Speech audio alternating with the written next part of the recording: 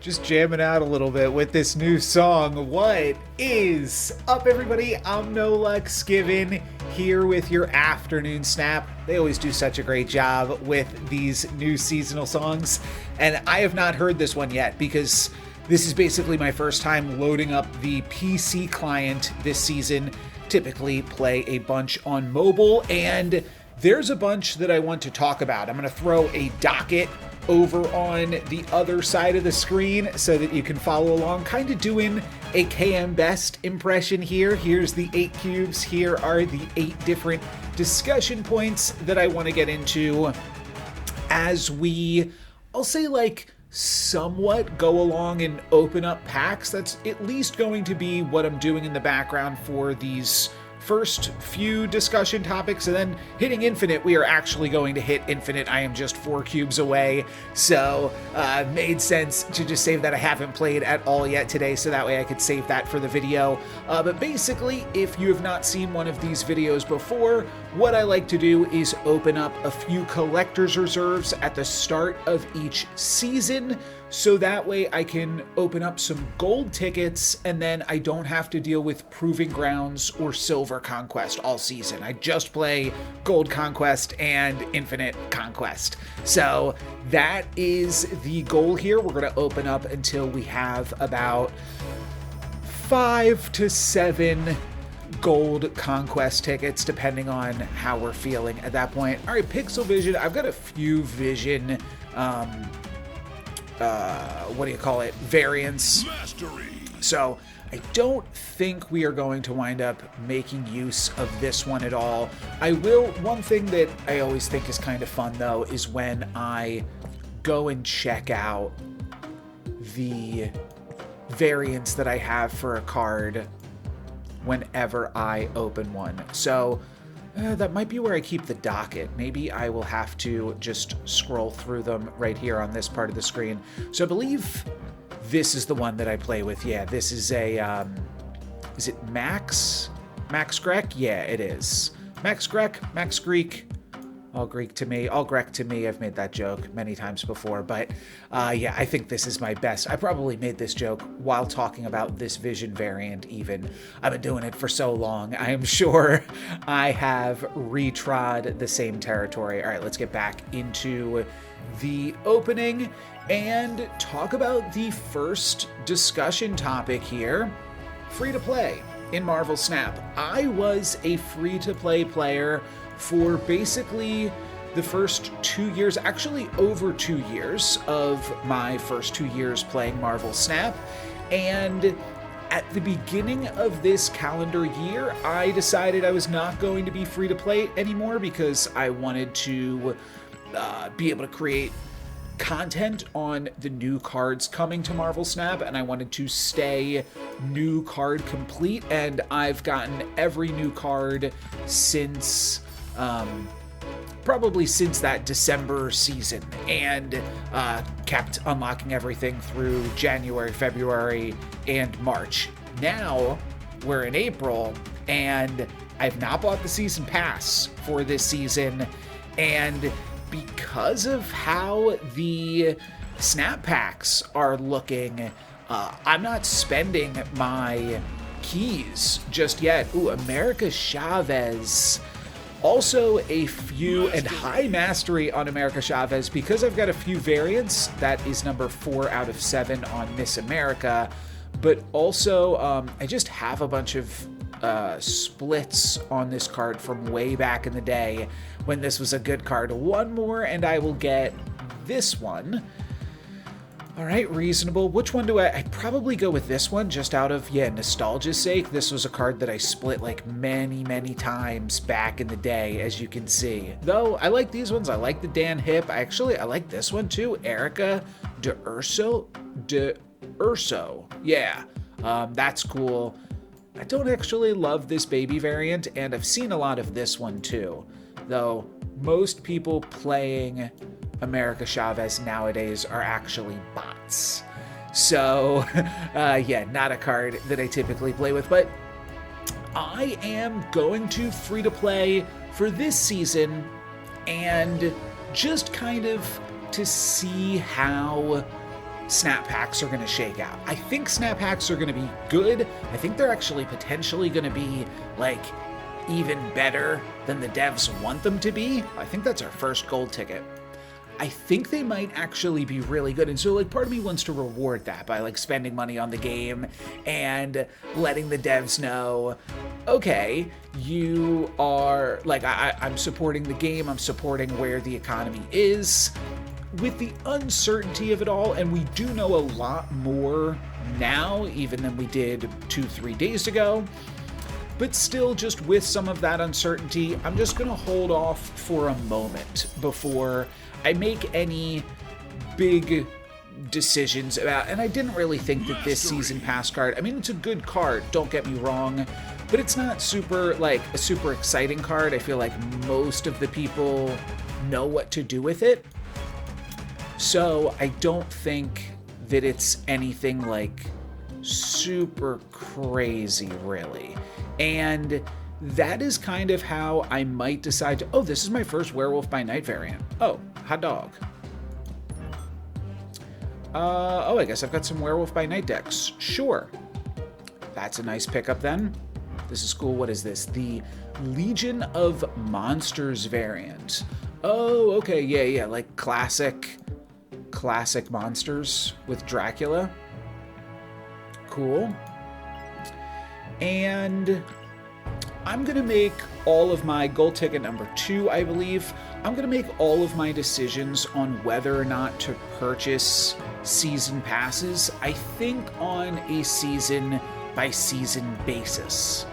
And I'll be letting everybody know which season passes I purchase and which ones I don't. And a lot of it is going to be determined, I believe that's number 3, by topic number 2, actually, which is the competitive angle of Marvel Snap. I really love this new tune here.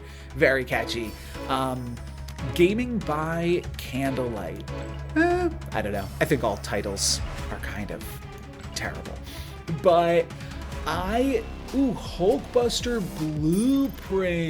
blueprints. That's neat. I'm currently running the steampunk variant of Hulkbuster. That is a good pickup, though, and that'll make sense in a little bit when we talk more about character mastery.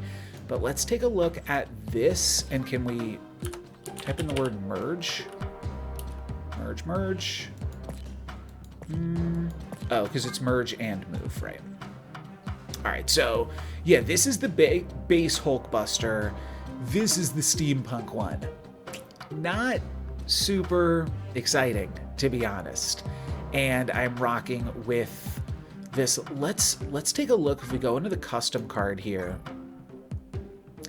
can we set it to blueprints and then see how it looks? See how it looks like this.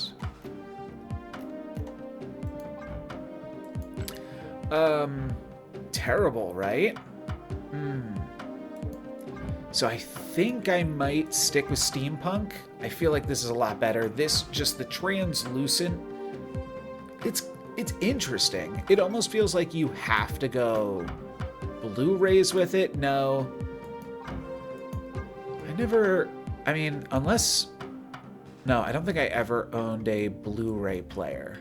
Just skipped out on that one. Didn't go for the... Just went all digital at that point, all streaming. All right, I think I'm going to go for Streampunk here rather than Blu-rays.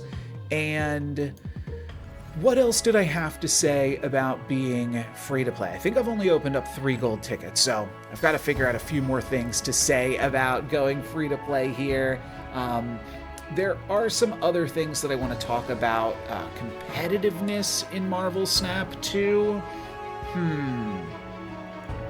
I think that's all I'm going to say for now on free-to-play, but I'm going to touch a lot more on it when I talk about snap packs a little bit later on in the video. I'm going to leave that for a moment, but for right now, Dan Hip Blue Marvel. I've played with this a little bit, just any Dan Hip cards. I've played with some in RSM.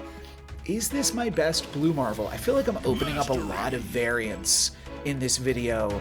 compared to normal, which hopefully is fun, hopefully is fine.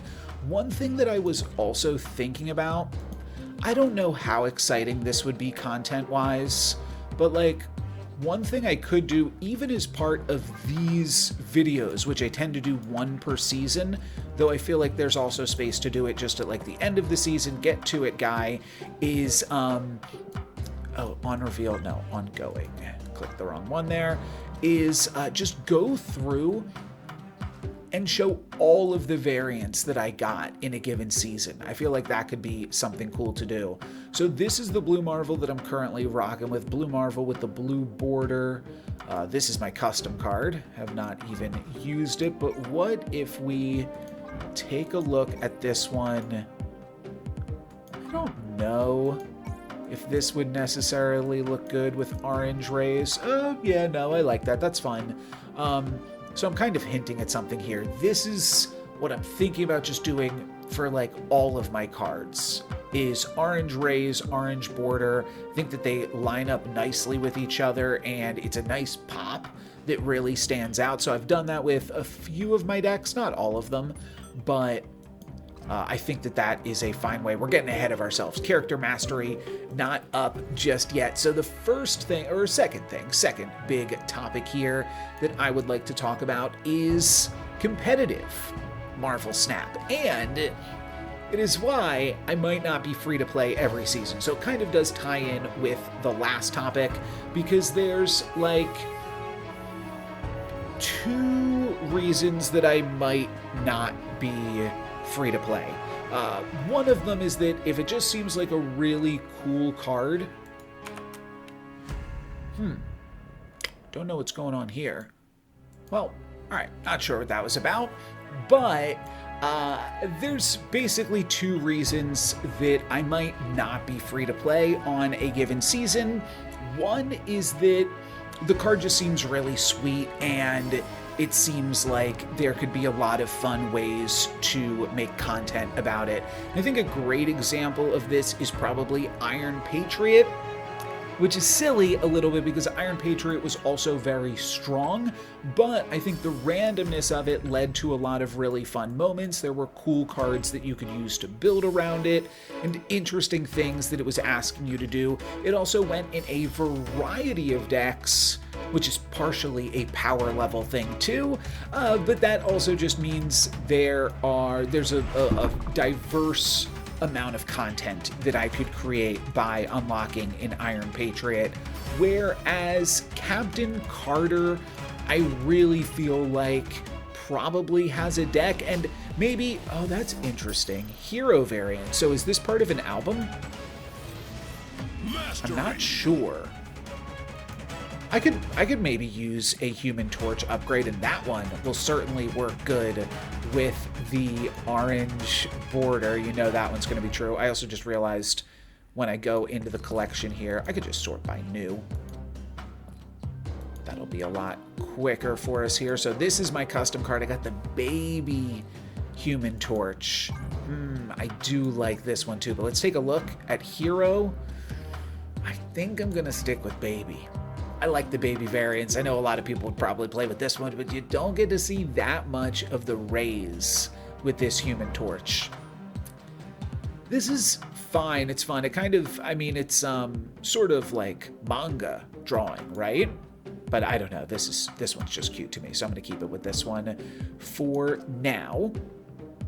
And the other reason, I think we're ready to move on to this sentence. The other reason that I might want to get a season pass card is just because it's good. And Sam Wilson is probably like the best example of this specifically. So there's a few ways that, because Captain Carter's probably quite good, right? But I'm also not doing anything right this second that needs Captain Carter. The reason I bring up Sam Wilson is the season that released, it was a 2-drop, and it released during the season, what was the special event called? It was called Sanctum Showdown, right? Almost forgot about it. It's been a bit. But Sanctum Showdown I kind of feel like tinfoil hat time. I kind of feel like Sanctum Showdown or Sam Wilson, one of them, they were designed with each other in mind. It was intentional that Sam Wilson's release month was that. Now, Sam Wilson, obviously just a busted card in general, but it was super duper busted in Sanctum Showdown. And that is I don't know the word for it, but that is like a special circumstance where, like, if I want to have fun playing Sanctum Showdown at the highest level, which I do because it's really a totally unique game mode, then I might just have to go for it. And I could see a similar thing where I want Captain Carter for high voltage mode, but you don't have to win in high voltage mode. I barely even make that much content out of it, and I know people say they love it. I'm kind of convinced that people that say that they love high voltage mode are kind of lying, but I personally love, and I'm being real with you here because I know they get a lot of hate, I love Deadpool's Diner and I love Sanctum Showdown. I think that Sanctum Showdown might have gotten less hate, but people certainly don't like that you could lose all of your scarves or scrolls, they were called, right? And Deadpool's Diner, I think people have a similar issue with because you can lose all of your bubs. Those aspects, the fact that there is something on the line, in my opinion, Deadpool's Diner is the closest thing that we've ever gotten to actual competitive Marvel Snap, and even that's a little bit of a stretch because then, like, once enough people have reached a certain tier in Deadpool's Diner, then people just start donating bubs and stuff, and that's like a really weird aspect of the metagame. Baron Mordo could not tell you if I have another variant for this card even. I might. Oh, I've got a pixel variant. Okay. Well, yeah, definitely Dan hipping it. Probably, I mean, oh, it's got, you know what? It's got these yellow things in its hand, but I did not unlock the, we got to go for this one. So maybe for now, I mean, not that I'm ever playing Baron Mordo, but I suppose it's just this. Yeah, that's cool. And yeah, don't think I'm ever playing that one. I do kind of have, so Baron is sort of a teaser for topic number, I want to say like topic number 5. Yeah, topic number 5, Baron's a little bit of a teaser. So if you know, you know. But yeah, there is, it was cool to me. Oh, one of the dating profiles. So I actually kind of hate these. I think that, like, the border around it is corny, and that strong guy, like, that's just, like, not super elegant. I don't have to, oh, look at my strong guy variants, why not? I will also take a look just real quick to see how many of these things we've opened up. How many of these gold tickets? How do you get in here? It's not friendly battle, conquest, right. So 6, I'll go for 1 more gold ticket just because I'm talking here. Basically, I just want to open up enough gold tickets that I'll be able to earn the rewards and get this exclusive variant, and then otherwise probably ignore the mode. Conquest seems like it should be the competitive Marvel Snap mode. I've kind of found that it isn't, both because, like, I, as a top player, can get matched against, like, brand new players in the infinite mode, so it's kind of just like luck of the draw who you happen to play against, and a little bit awkward. And yeah, you can grind it out. You just get so many cracks at the apple that eventually you'll succeed. And I don't mean to disparage anyone that has not gotten an infinite border. It's just not necessarily the challenge that I'm looking for. The challenges that I am looking for in Marvel Snap, I think, are best met by Deadpool's Diner and by Sanctum Showdown. Sanctum Showdown is not actually like normal Marvel Snap though, so it's a little bit different, but I probably wouldn't buy cards specifically for Deadpool's Diner, just because as long as the metagame's healthy, there should be a variety of decks that you can play. But if we do get an over-the-top 1, 2, or 3 drop, or whatever, just a card that seemed like a move card, like we get another Rocketing Groot or something, and it's... Why does this keep happening? Anyways, we get another Sam Wilson with Sanctum Showdown, and I'll probably buy in just so that way I can create fun content around the game mode, because I do enjoy that experience, and I enjoy the experience of playing Sanctum Showdown at the top level. So that is one way that I might, in terms of wanting to stay competitive, spend on the new Season Pass card. There is one other way. At the start of this year, I entered into Pulse Glazer's Snap Judgments League, and that was also part of the impetus for me to start buying the Season Passes and staying collection complete, so that way I could be at the, random boosters here. We'll leave them for a second. I'll be able to come back to those pretty easily. We'll grab these credits though, and I'm looking to grab one more gold ticket.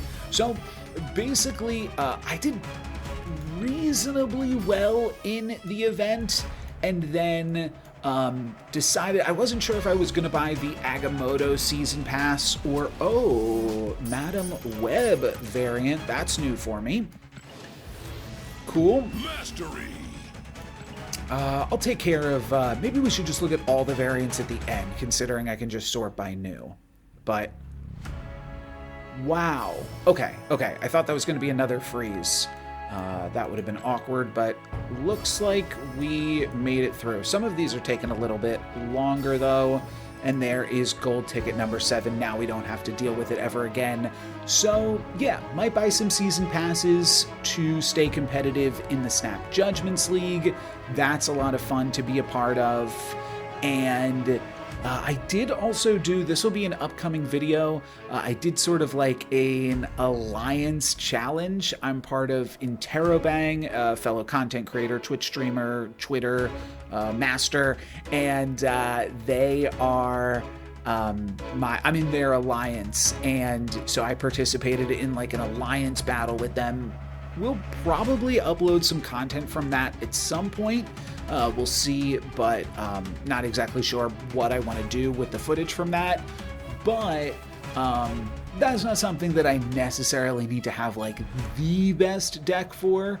Whereas the league, it's best of one. Prize is on the line. I want to put my best foot forward. So for that reason, might purchase some season passes here and there. And I think we can move on to character mastery. That was the next thing that I wanted to talk about. And I've talked about this before. How's this looking? Okay, great. Already sorted. Every 8 hours, I claim these 25 credits. And then I always have bonus boosters for Sasquatch, and RSM. Those are my 2 signature cards that I've been working on character mastery for. So I just farm up the 2 of these, and basically haven't used my credits on anything else, because I do like this idea that I could build towards character mastery on these 2 cards, and I do find it fun. It's slow, but it gives me something to be a little bit excited about as I see these things, and I'm excited to get new different splits on both of these cards almost every time. So I think that it is doing something fun and fine. And the other way that I just like slightly get another, I kept this here just kind of to talk about it. I'm sure you know, but you don't have to claim your keys.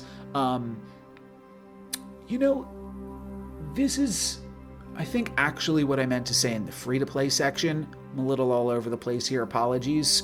That I kept this here so that I would remember to talk about it, though. So it's doing its job. Basically, these keys are going to turn into 3,000 tokens each. So that's part of the reason that I didn't get whatever the last guy was called, Goliath, and I'm not getting Kahori, just because I'd rather convert these 25 keys into tokens and then buy them with snap packs later in some form. If I decide to buy them, I think that that's just the better route to go. Though, kind of cool, the very last, sort of, we'll get to that in one of the topics coming up, one of the very last spotlight rotations is Strange Supreme Speed and Ajax, something like that. Either way, it's 3 cards that I don't own, which is a very cool way to send off this system. So I will be opening up that week, but I won't be opening up in the meantime. I do think I still had to upgrade. No, I upgraded both of these cards. The other thing I was going to say, you saw that I left a bunch of boosters on the table here. And credits you can claim or you can not claim. I tend to not be claiming them recently. You can see I was down to 3,000 when this video started, between 3,000 and 4,000. Now I'm up to 7,000. If I had been claiming all of these 50s recently, which you can see I've left all of these 50s here. If I had been claiming all of these recently, then I probably would be above 10,000, and then I'd have to spend some of those credits on some things that weren't Sasquatch and Arishem, and I'd rather just save all of my credits for those. So, why am I saving the boosters? Well, every once in a while it will line up that I infinity split both a Sasquatch and an Arishem at the same time, and when that happens, any boosters that I would open up for either of those cards would then allow me to upgrade the card from common to uncommon or uncommon to rare. I believe those are the names of the green border and blue bordered splits or upgrades. So I claim all of my track boosters and try to put those towards Arishem and Sasquatch for just like a little bit more progress, just trying to eke out as much value as I can there. I do also have, I saved this was from before the current reset. Oh yeah, we also get a Madam Web, and we get a Madam Web custom card with that too. I mean, might as well use this one then, huh? Yeah, sure, why not? So, what I have been doing, if we take a look at, I don't think I actually went and did it with the Bullseye, but Madam Move Bounce, other than Madam Web, which isn't, oh no, this one's all over the place. All right. Well, disregard. I think I haven't upgraded enough of these cards yet. Destroy. I've upgraded almost every card in Destroy once, and so I can make the full thing orange border with orange rays, and, oh, I'm blocking it here, but still, there you go. And you might not have even noticed, you might have noticed, Nico's on bananas because I've only upgraded Nico one time. So if I need to spend some credits, then the best thing that I can do is split Nico once or twice, and then hopefully unlock rays on Nico, and then I can ray out the whole deck. So that's currently my optimization for character mastery. And then I also had one other thing if we want to take a look at upgradable. Maybe let's get out of this deck here too. But I've got an Arishem to be splitting here, so let's see what we get. We're gonna get rid of these bananas, and it's gonna be psychedelic with nothing else crazy going on, and no progress on that because I already did the main upgrade. But just trying to upgrade my Sasquatch and my Arishem as much as possible. And actually, for the first time, I forgot you could just earn borders on these cards by playing them. I haven't played Arishem that much recently, but I did start playing it a little bit again this season. And I also started playing a little bit of Sasquatch, and I think that is what I'm going to hit Infinite with. I recently showed off this Swan Dive deck in a YouTube video. Destroy was so I could complete some missions, but I do think Sasquatch is a fitting one to try to hit Infinite with, so let's go ahead and take care of that now. I just need 4 cubes, so this should be a pretty quick segment, I think. We'll see how it goes here. That could just be one game. Could be a few. Could get knocked down. I wouldn't mind if we stretch this one out a wee bit, but it's a pretty powerful deck, I think. Camartage with Gwenpool is good. 1 second. My dog's barking. Okay, we're just going to lose some cubes. All right. Not sure if you could hear that, but yeah, my dog just started barking like crazy at A. So we set up, and it's crazy because this is the first time that she's done it, but we like barked like that since we did this. But we did this like 2 months ago. I set up like a little ottoman in front of a window so that she could look out, and a neighbor was just walking by with their dog, and she wanted nothing to do with that. So she decided to wake everybody up, I suppose. Okay, little frazzled. We're gonna need 5 cubes now, so we can make this an 8-cuber and get it done in 2, or maybe we'll play a few games here. But Lily just wanted y'all to have a little bit more content, so say thanks to Lily there. And this is not a fabulous curve. It is not against a Sam Wilson opponent. All right, Ant-Man means that Enchantress is good. Castle Blackstone. We're currently beating a Goliath this turn. That's the name of that card, right? The 2/1. It doesn't pump itself, of course, right? So it's like a 2/2 right now. What else could they have? Oh, I don't know if they are playing that because, I mean, maybe they're just playing it and they don't own Sam Wilson. That's pretty reasonable. Trying to think of exactly what we're going to do here. Next turn we get to play Elsa plus Kitty Pryde, and then we could actually play a turn 4 Gwenpool with the... I'm just going to plug these in here while I think about it. Yep, it is the 2/2 Goliath, so we are just going to try to stay competitive in Castle Blackstone. I like the idea of giving them an acid arrow immediately. I also... Oh, there's some other interesting ideas here too. Win Baxter Building means win Blackstone this turn. So yeah, there's some neat stuff going on. I do want to get all of these arrows out of my hand before I potentially drop a Gwenpool next turn. So I kind of like this. Kind of got to figure out where I want to play Gwenpool. Wherever I want to play Gwenpool is where I want to play the arrows. Well, at least it's where I want to play the basic arrow. I think I want to play it here because I don't want to fill up the Baxter Building before dropping Elsa. Yeah, I think this makes the most sense to me, and I think we actually just snap from here.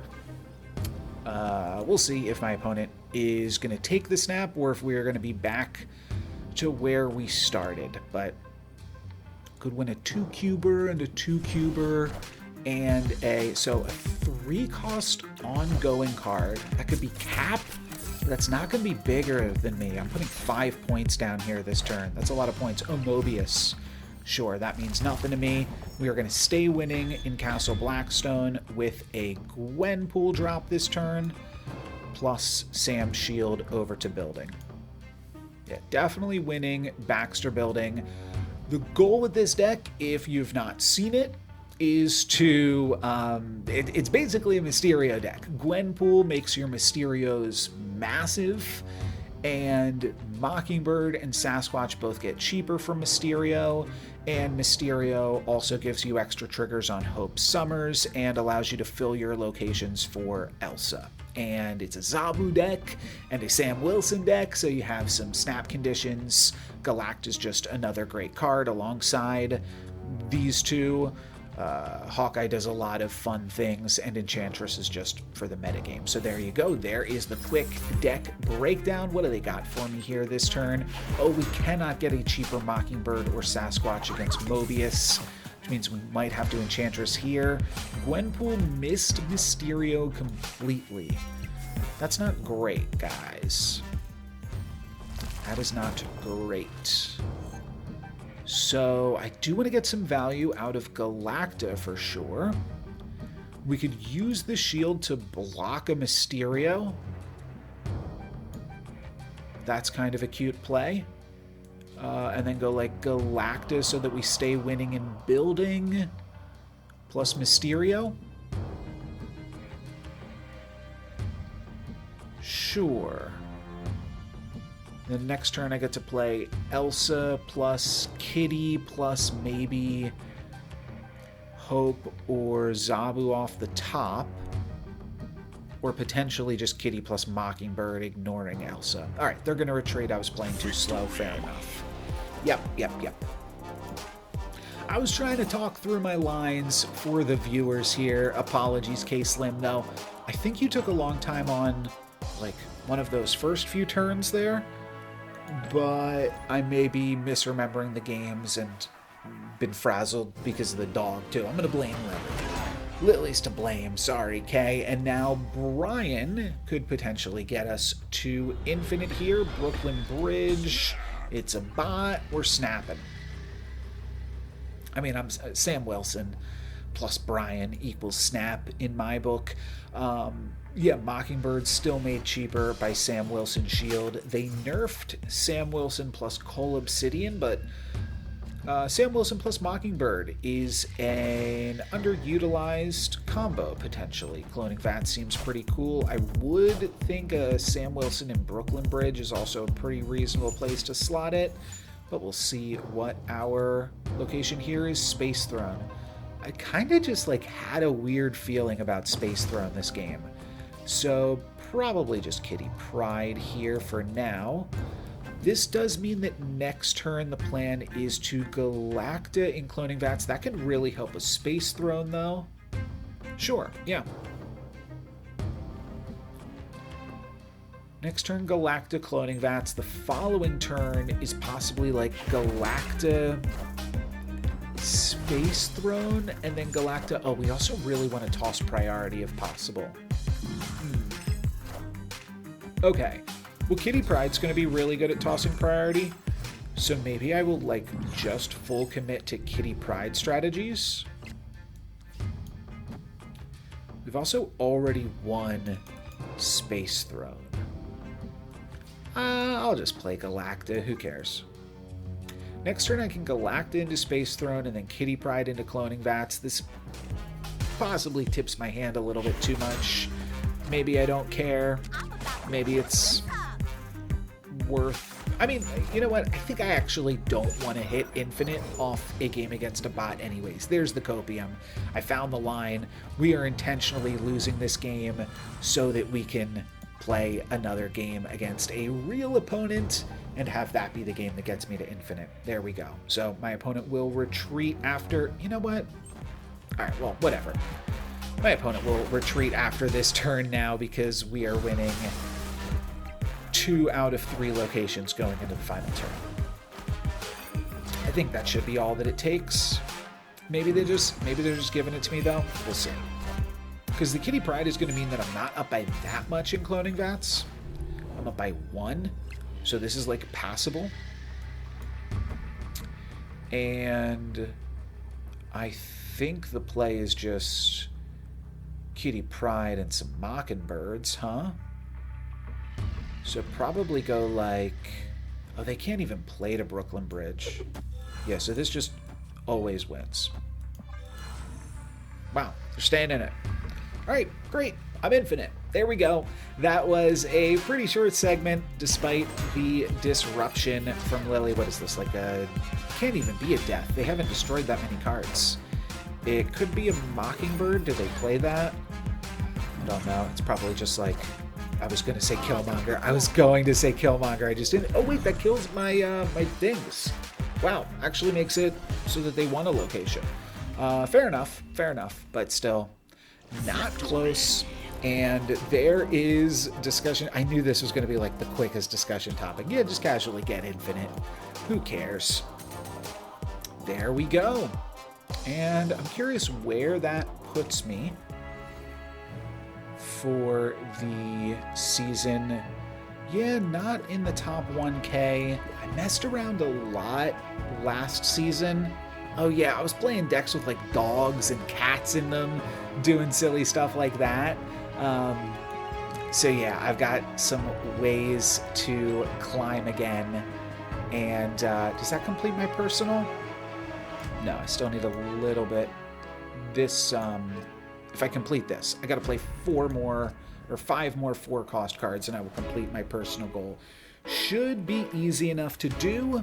And now I want to talk about other games that I am currently playing and currently not playing and looking to create some content for. Those will be the ones that I'm currently playing.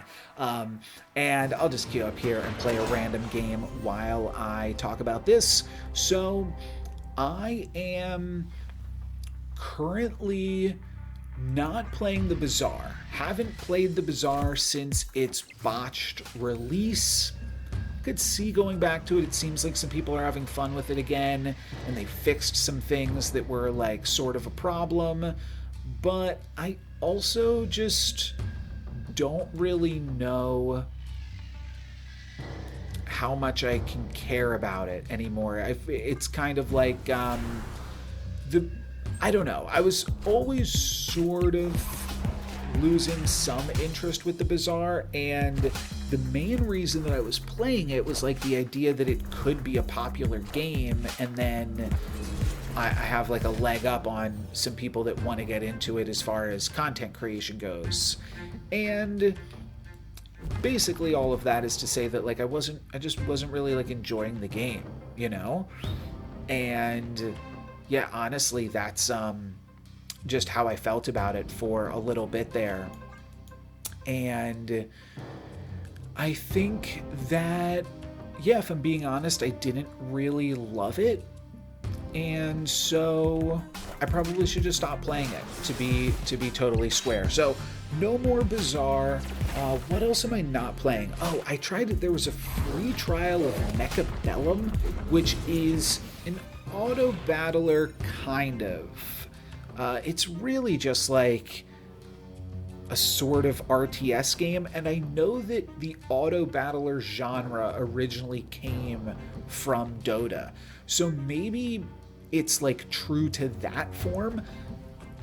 Wasn't for me. It just was like a really large barrier to entry. Didn't really seem like there was much in the way of RNG in the game, and there was like a little bit of a weird deck building element that seemed to add an even larger barrier to entry. So with all of that, I was just like, all right, yeah, maybe this one's not for me. Do I just have to snap and my opponent will retreat here? I don't know. I'm not really thinking about my plays that much. I do think I want to grab some 1-cost cards for Lake Hellas. I could see valuing the extra energy from Warrior Falls, or the extra energy from Hope Summers a little bit more. 7 energy on the final turn allows me to play out my entire hand. 1, 2, 3, 4, 5. Yeah. Okay. Yeah, sure. We'll go with this. And now I can play all of the 1-drops as long as I don't draw Acid Arrow. Acid Arrow is a little bit of a troll. Ooh, they're Fire Herring. Very cool. Very cool. Oh, and Kuhuri. I really just have not paid attention at all to what my opponent has done so far this game. Warrior Falls is protecting them, but I've got a pretty good lead here. I think it's Shang-Chi, and I do not draw Acid Arrow. Basic Arrow's also a little bit of a miss. My best hit was Pim plus the other one, and I guess I have another decision to make now with this Mockingbird draw. But it certainly seems like this could be a play, right? I mean, in a few different combinations. Oh, wait. Can I even win in Lake Hellas? So, like, what am I doing? Do I need to play Mockingbird? I mean, that won't get me there. This is 11. Like, I could do this, go absolutely crazy for Lake Hellas. I'm sure this wins it. 11 plus 10, 21. I guess I'll go for 21 points here. They have to win both of these locations. Seems certainly very possible. Okay, it's not. Victory. Fair enough. So, did I say the other game I wasn't playing? Oh yeah, Mechabellum. Just wasn't interested in it. So I kind of cut down a little bit on Hearthstone Battlegrounds, but I'm into it still, and I'm into Once Upon a Galaxy, so I think we'll see content for both of those games still a little bit with the in the coming month. And what I really want to focus on a lot of, and this is why I said Baron was a sort of teaser for an upcoming topic, because Baron Mordo, but Baron is a character in Blood on the Clock Tower. It is a possible minion role in the Trouble Brewing set, and if you don't know what I'm talking about at all there, I really, really encourage you, or even if you do know what I'm talking about there, I really encourage you to check out my upcoming video. I will have it out either Sunday or Monday. Maybe it will be a Saturday release. I'm trying to figure out when the best time to put it out is. Probably Sunday or Monday. I will release more or less my first video on Blood on the Clock Tower, which is a social deduction game that I have been having a ton of fun playing. It is like a social deduction game, but it is also like a logic puzzle, where basically like everybody has one clue to a logic puzzle and has to put together all of that information. So if either of those things or both of those things sound cool to you, or you just are curious, or you just want to support the content that I'm putting out here on the channel, definitely stay tuned and check that out. I think that that is going to be a lot of fun.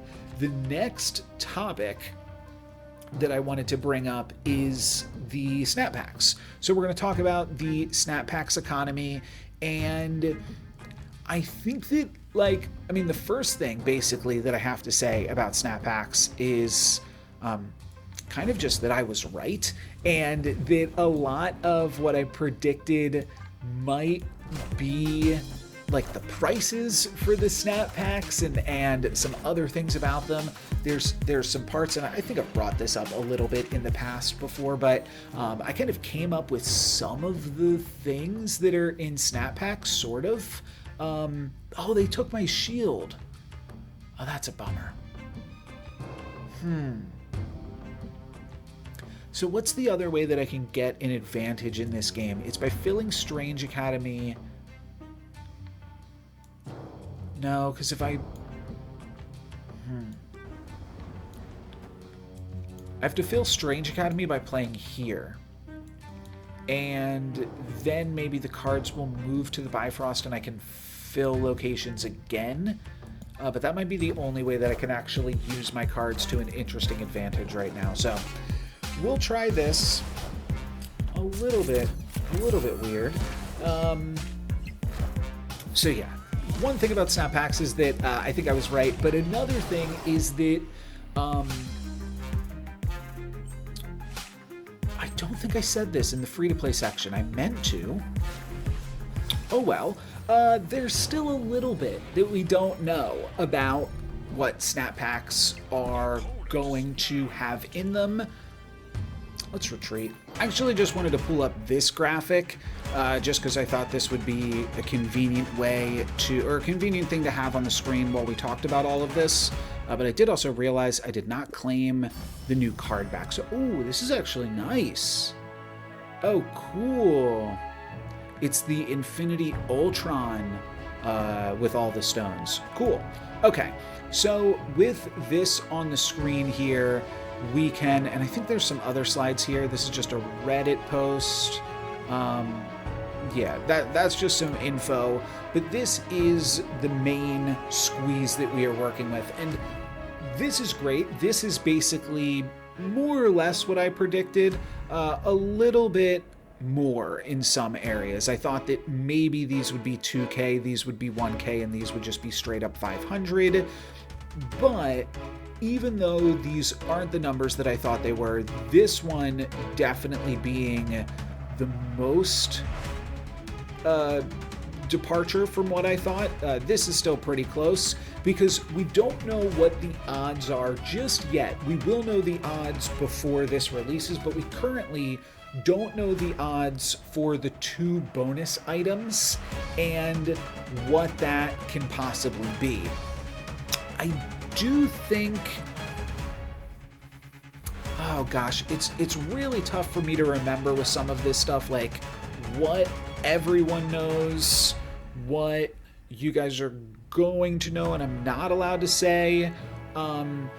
But I'll just leave it at this for right now, that like without knowing the drop, this is something that I can say, without knowing the drop rates of the contents of these packs, it's really tough to know exactly how much of a win this is really going to be and how I won't say how excited to be for this, but like how much you can guarantee like trying to stay collection complete, or how much you can plan out how you'll be able to invest in these things depending on what types of kickbacks you might get. I have a feeling this series 3 pack is a lot better than it actually looks, because I think it will probably have pretty high odds to get a second series 3 card if I had to guess. That's all just speculation, and I think that probably like as you go up, you will have less likelihood to hit that second card and to hit that third card. That'll be something that is probably extremely rare in the seasonal series 5 packs. I do know that when you hit a, and I'm sure this is fine to say, when you hit a bonus card and you already own all of the other potential rolls in that pack, like say you are full collection complete and you open up a pack that would potentially contain 3 brand new cards, instead you will get the 1 new card that you can, and then you will get 10,000 tokens, which is pretty incredible. That is a really crazy high roll. There is some interesting parts of this system, namely that those weeks where you would have had 3 new cards in spotlight caches, which were pretty good for new and some returning players, and also players that like manage their resources in particular ways, but kind of random to hit it overall, to be totally honest. And a lot of like subjectivity in terms of whether or not those things are good.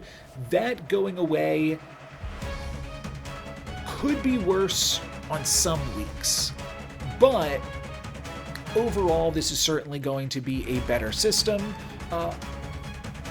There are some things that I'm thinking about, and I kind of expressed this already in some previous videos, and it was brought up in the developer update video this week as something that they're kind of thinking some players might do, and something that I am certainly thinking about trying, which is not opening up any seasonal packs at all.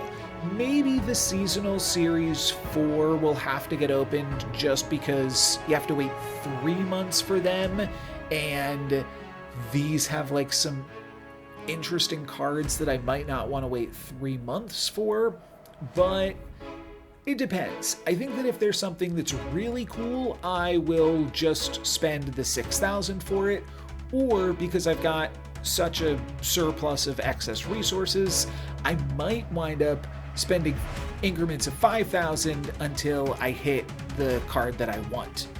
But I'm also thinking, what if I just ignore the seasonal series 5 cards entirely and then just open old series 5 cards? And basically what I would do is each season I would open up 5 of these, and then just basically like each season is a release for whatever came out 2 seasons ago, and basically have like little sets that come out and makes the start of seasons really exciting. So the next one of these season videos that I do, because I tend to do a video like this each season when I open up the collector's reserves for gold tickets, that could possibly also involve me opening up Series 5 packs every season. And so next season, it would wind up with me opening up like, I don't know, probably like, I think I'm like 6 cards short of collection complete or something like that. So I would open up like 6 next season, and then the next season I would open up about 4, because there are like if I don't get Goliath, Kahori, Captain Carter, I will be getting Sorcerer Supreme. And then what's the other one? It's not Hulkbuster, but some type of merge. Or no, it's a move card, right? It's a move card. Sorcerer Supreme's the merge card. Yeah, it's the card that's a combo with Heimdall. Hydra Stomper. Yeah. And got more to say on Hydra Stomper in the next segment as well. So definitely stay tuned for that. But I'm like strongly considering doing that just because this is a pretty strong discount. The main thing that keeps me away from doing that is that I'm a content creator, and I worry that that will be such a niche thing, such a niche angle to take, that no one will really care. Nobody else will be getting as excited about the cards that came out 2 and 3 seasons ago as I will be. But that also could give me a little bit of a niche, and maybe if other people think this is interesting, let me know in the comments if you plan on jumping on board with this in the same way. And I see that there's like a lot of people that basically what I would be doing is like, at the start of each season, I'd be talking about, I wouldn't even talk about the current season cards anymore. Those are just like, those wouldn't even exist in my mind, except for occasionally when Sanctum Showdown's there and I buy the new card because it's a Sam Wilson. But otherwise, I would just be opening up these and then talking about the cards that came out 2 seasons ago, because those are the cards that are new to me.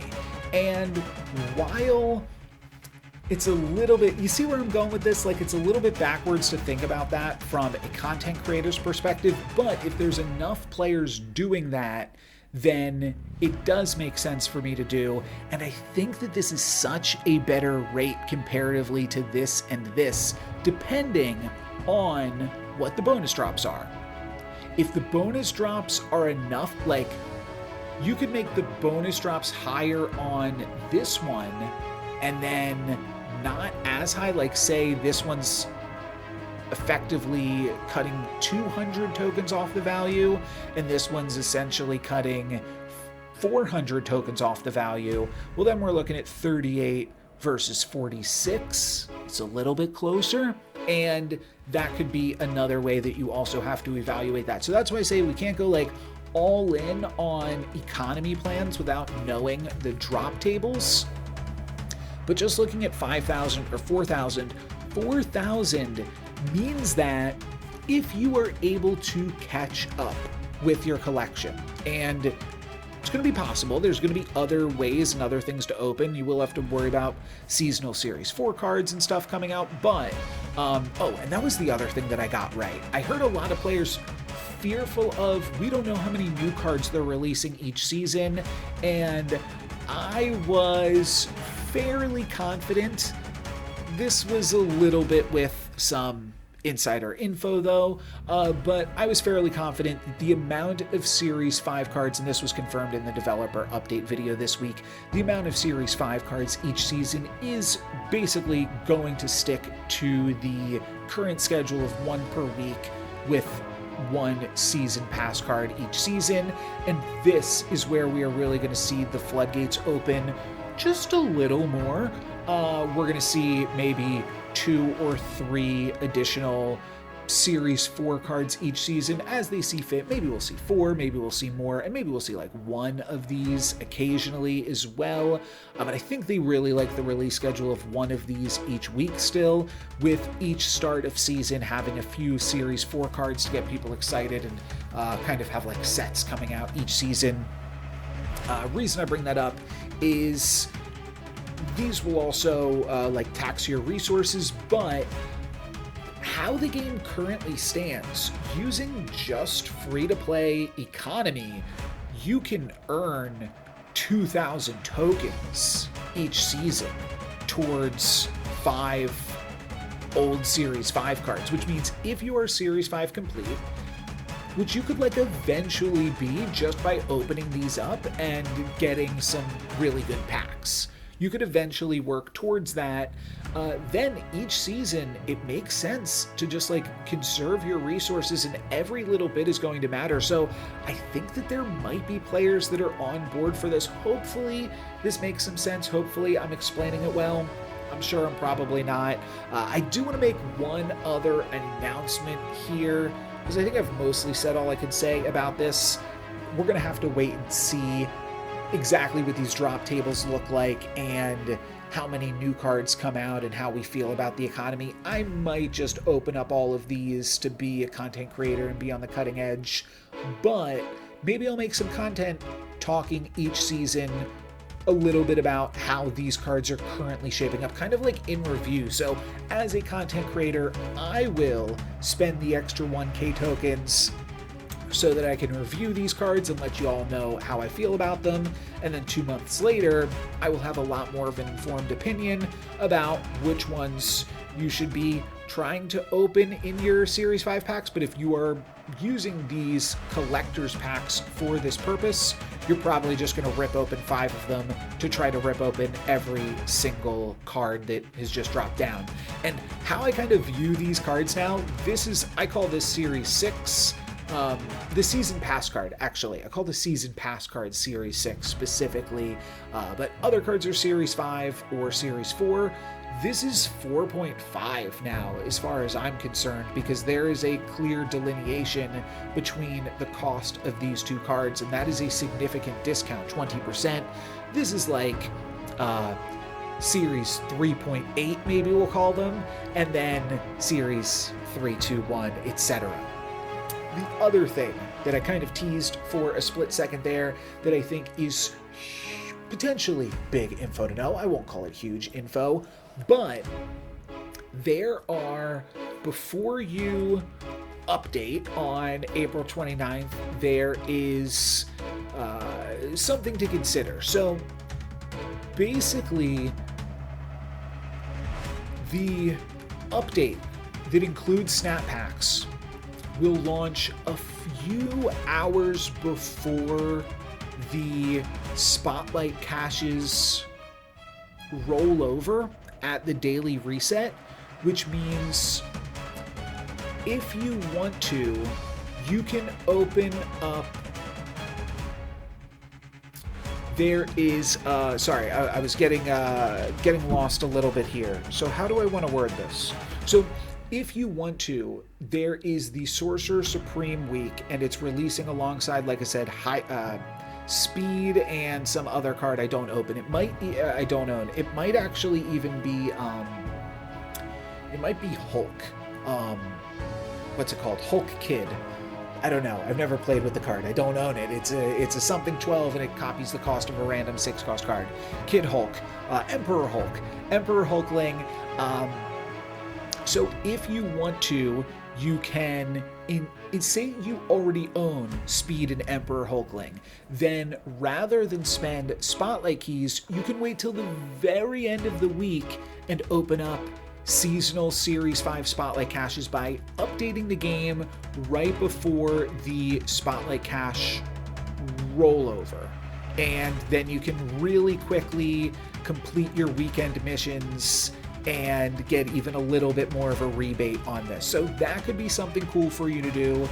And the other thing that you can do, and this is probably more important, is wait. Don't update. And then you can open up spotlight caches for Hydra Stomper. And I didn't review that week because it wasn't in the season update video, but I believe that week is Madam Web and Aranya alongside Hydra Stomper. Even if you don't want Hydra Stomper, if you don't own Madam Web and Aranya, that is a really great pair of cards to pick up, and you get to pick them up alongside another move card. So if you don't own them, that is certainly going to be a better result than just opening up Hydra Stomper in a Series 5 pack. Now, where this is a little bit tricky is you can't do both. You cannot open up Sorcerer Supreme in the Seasonal Series 5 pack and potentially get a little bit of a discount that way, and also open up Hydra Stomper for Spotlight Keys. You could open up Sorcerer Supreme with Spotlight Keys and then try to open up Hydra Stomper in a Seasonal Snap Pack. A lot of different terms here.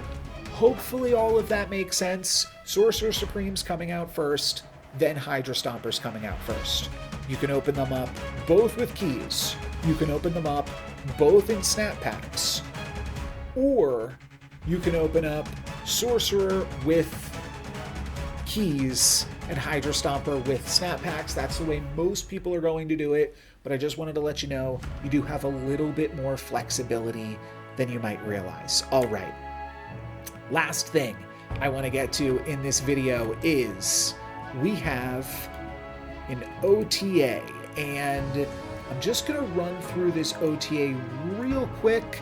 I've not looked at the thoughts from any other creators here, but there's just some small things, and I think that there might have even been some creators that were like a little bit upset or put off by it. I thought that this was a pretty good and cool OTA for a few reasons. The first, Ghost Rider, not really that important, and I kind of set this up in a cool way. I loaded all of these pages before the OTA dropped, so now I can refresh this page, and it's a 2/6. There we go. Ghost Rider, I thought this was interesting. It was initially data mined as a 2/6, and then they made it a 2/5 right before they released it, and then they said, you know what, we're going to make it a 2/6 again. I think this is fine. It has some really specific build arounds, and sometimes you do wind up actually just like using it to like discard a swarm or something, and then it's worse than Colleen Wing. So I think giving it more power makes it more flexible, and the things that it is good in like aren't broken, they're just cool. So I think this was a fine place to put an extra point of power, and I love that they're putting an extra point of power on a card that they just gave everyone for free, right? That is, I think, my biggest takeaway from this OTA. Ghost Rider is a free card. Bishop got an additional point of power here as well, back up to 3/2. This is also a free card. Devil Dinosaur also got an extra power. Bishop released as a 3/2. I think this is really cool to look at here on Snap Fan, and it was one of the best cards in the game on the release of Marvel Snap, so it got a nerfed down to 3/1 a few months into the game. Devil Dinosaur actually got a few nerfs before Bishop did, but basically Devil Dinosaur, I should have looked at that one first, but Devil Dinosaur was the... I still have Devil Dinosaur here? Oh, did I close out that tab? Oh, I just put these all in a random order. Oh, I think I put them in cost order. Must have done. What was the first card? Ghost Rider. Yeah, I put them in cost order by accident, but Devil Dinosaur, this one's already updated on the stats. So Devil Dinosaur, when the game first came out, was the best, one of the best cards in the best deck, and they nerfed it to a 4-cost card, and they made it a 5-cost card, put it a little bit more power on it, and that's where it stayed ever since. It hasn't really been as good as it was when the game first released, of course, and Now they are kind of trying to support it alongside Kahori. There's a little bit, this one is kind of like, okay, so you're kind of trying to support Devil Dinosaur, you're kind of trying to support the new Kahori card, but still showing some love to some Series 1 cards, I think is like absolutely incredible and makes me personally pretty excited to continue to play Marvel Snap, this level of love for it, because there is a little bit of power creep and complexity creep that comes in with games like this. So just acknowledging that and giving some additional power to some early cards, I think is really cool.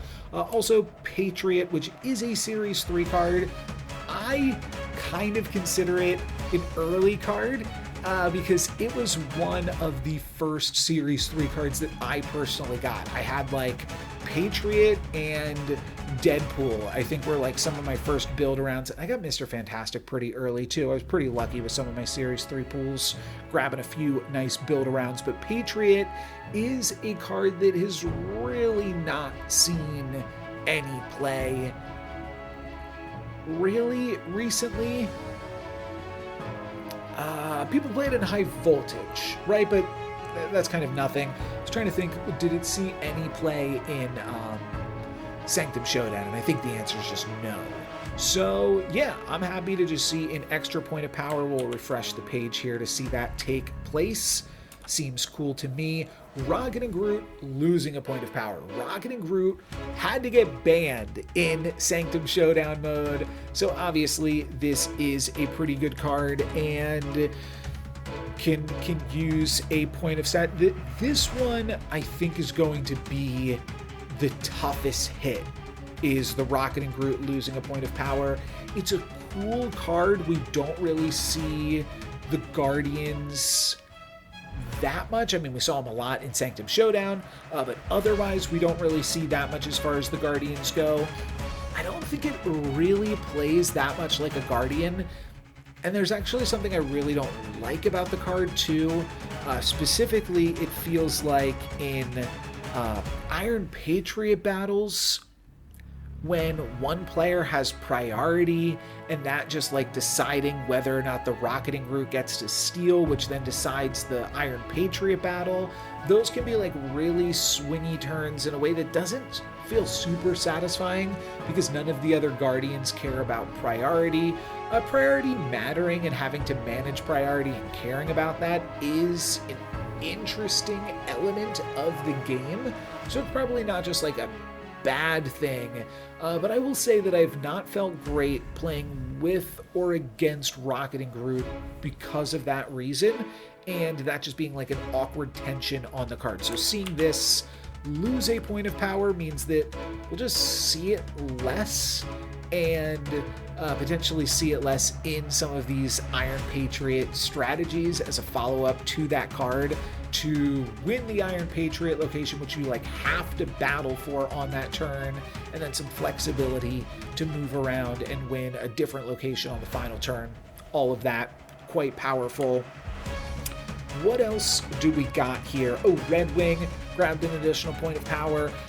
Red Wing, if I remember correctly, got an additional point of power right before its release. A few days before its release. This one, I believe, was like, this is the Red Wing we thought we were getting, was the 3/3. Not this one. But we thought we were getting the 3/3, maybe. What does this even say? Return one of your other one-cost cards here to your hand and give it +2 power. Oh, okay, so it was like just a straight-up Falcon ripoff. Interesting. But we definitely knew we were getting this text, right? But I think, if I remember correctly, like the week before the card released, well, just based off this, the week before the card released, they said, oh, we're going to give it an extra power, and it like wasn't communicated in the video or something. Looks like they even had just a different design on it entirely, so they weren't sure what stats to put this design at. And honestly, it's like a little, I don't know, is it even relevant for the card? You don't really care about Red Wing's power because you're moving Red Wing to a different location, which means like Red Wing and Ghost Spider are probably at the new location. Potentially Aranya, which, okay, now taking a point away from Aranya, maybe put that point onto Red Wing. All of that seems fair. But you care about the location that Red Wing moved from. Like, that's the location that you're battling for. So an extra point of power, sure, it'll do something. What I was going to say, though, is it's a very cool card. I had a lot of fun playing Red Wing, and that is what I will really have to reckon with in terms of new card content creation and just like the novelty of new cards. There's a little bit to be said for not wanting to play into the novelty, because you think about examples like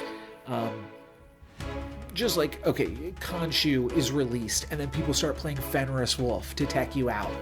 That's unfortunate, obviously, and I know some content creators have talked about the issues with the metagame and the Marvel Snap release system. So that is definitely an issue. The other side of that, though, is that like Red Wing and Khonshu both being new cards, these are probably cards that with the new system I would consider skipping and waiting 2 months on, and just like getting a little bit more of a discount because it's not really a card that you need. However, Red Wing and Khonshu have been some of the most fun cards that I've played with in the past few seasons.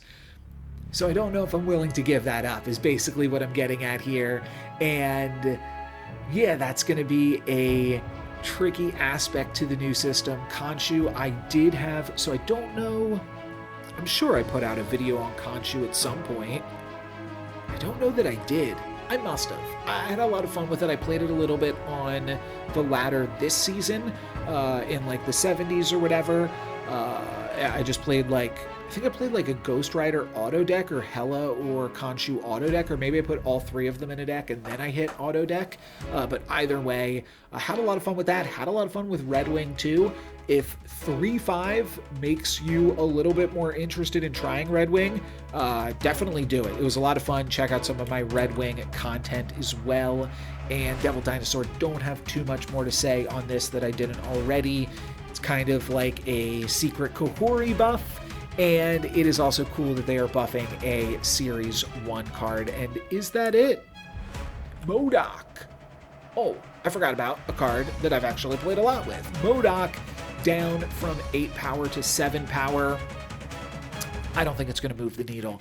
And just because we were looking at this with all of the other cards here too, MODOK has not changed. MODOK 5-8 on release and 5-8 data mined, and eventually 2 years later going down to a 5-7, which is, I think, a really cool like counter argument to power creep. Here's this card that's just been a sleeper card, and because of all of these interesting synergies, and there's certainly a critical mass where these different synergies can hit, where, okay, now they're a problem because it's interacting with more, but that's not really power creep. If a card that's been out for 2 years suddenly needs to lose a point of power because it is stronger than it used to be, that's not power creep, right? So I don't think that this is really a huge deal for MODOK. It is not actually a 5-7 nor a 5-8 when it is doing the things that it wants to do. And yeah, it's a pretty cool card because of it. I could actually bring up a little bit more with Devil Dino while I talk about MODOK, because 5-cost cards have really interesting power levels because they're going to be your only play on the final turn of the game or on the penultimate turn of the game. So they're kind of in this point where they like are equally as important to build around, and wind up being interesting as final plays as well. MODOK plus Blade is an incredibly powerful final turn play of the game. Devil Dinosaur, like, you could play it on turn 5, and then what are you doing? You're taking priority, well, or like you're just, it doesn't even matter if you're taking priority, you're playing a Shang-Chi-able card, and that's really awkward. The only way that Devil Dino is not a Shang-Chi-able card is if it's under, and then without priority, you play like Moon Girl or Nick Fury on the final turn to pump it up so it like dodges Shang-Chi and then gets big enough to win a location. Some stuff like that could be cool, but the cards that add the most cards to your hand cost 4. At least that I can think of right now. So doesn't really work. MODOK actually does add a lot of cards to your hand though, and it costs 5, but yeah, this card just does a lot, and it's only going to get like more powerful as more discard synergies are released. There was a Hela MODOK deck with Invisible Woman at one point. That was pretty cool. And right now I'm having a ton of fun playing this card with Bullseye. I kind of teased this a little bit earlier, talking about the Alliance battle content, but I do have some content with MODOK and Bullseye coming out, slated for the future. I think that is still like, it's a 5/8 MODOK in those games, but we'll see. Maybe we'll look back at the footage and see if MODOK losing a point of power would have mattered in any of those games. That'll actually be pretty interesting to look at as I go through some of my old Bullseye content that I've been sitting on for a little bit. But for today, that is going to be it for me. Thank you guys very much for watching. I'm NoLucksGiven. Peace. Such cool music.